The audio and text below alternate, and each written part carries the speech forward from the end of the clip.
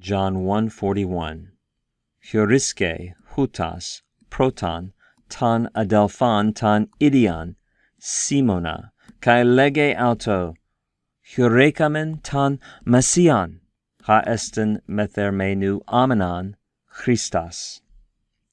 Remember, we've been talking about Andrew, the brother of Simon Peter, and John, the author of the Gospel, tells us this one finds first his own brother Simon and says to him, notice how we have these two historical or narrative presents, one of them a verb of speech, no surprise, finds, it's kind of a verb of motion. He goes and finds him, so verbs of speech and motion. Certainly it's a bit of a transition to a new scene, right, where Simon Peter is there.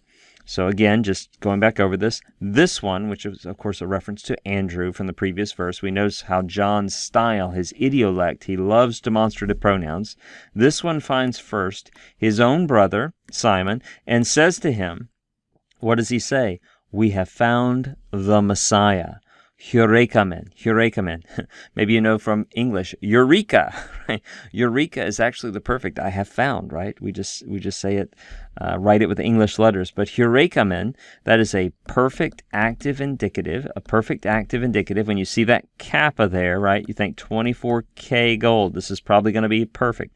Perfect active indicative, and that ending is a first person plural. We have found the Messiah. And then the author of the Gospel steps to the side here and gives us a parenthetical remark, which is translated Christ, right? We've seen this participle before for translated, right?